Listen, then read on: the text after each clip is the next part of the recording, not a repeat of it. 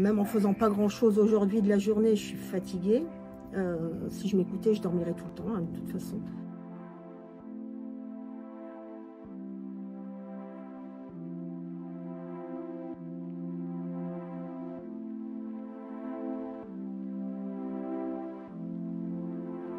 Aujourd'hui, donc 4 mois et demi après avoir été malade, j'ai surtout une grosse fatigue résiduelle, donc une fatigue qui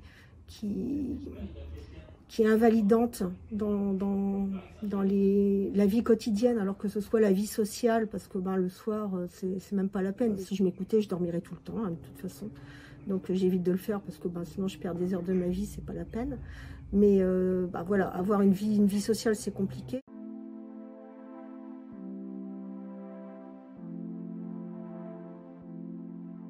Donc le Covid long, ou plus généralement les symptômes persistants après une Covid-19, sont les symptômes qui se sont installés pendant la phase aiguë de l'infection et qui persistent pendant des semaines, voire des mois après cette infection.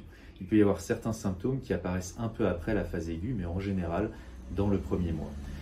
Ces symptômes, ils sont au nombre de 5 parmi les plus fréquents. C'est la fatigue très intense, l'essoufflement qui est très variable, les douleurs diffuses ou thoraciques, les troubles que l'on dit des fonctions supérieures, c'est-à-dire les problèmes de concentration, les problèmes d'attention et les problèmes de mémorisation.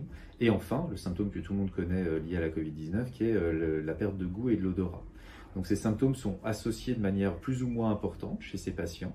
Les personnes vont se plaindre que d'un seul symptôme parfois, ou d'une association qui donne un tableau très, comme on dit, polymorphe. Donc on a l'impression, quand on les voit en consultation, que ça part dans tous les sens.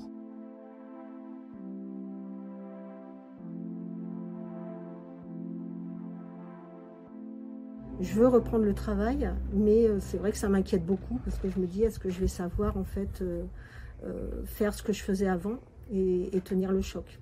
Le gros problème de cette fatigue, au-delà du fait qu'elle soit existante, persistante et égale, elle ne diminue pas, c'est que personne ne peut me donner aujourd'hui un délai en me disant, voilà, dans 3 mois c'est fini, ou dans 6 mois ce sera fini, ou dans 1 an, ou dans 5 ans.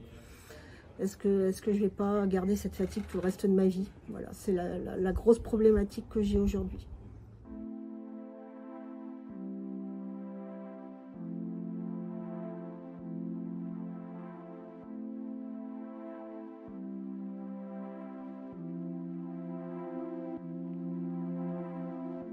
Très important de prendre en charge les gens de manière globale et écouter l'ensemble de leurs symptômes.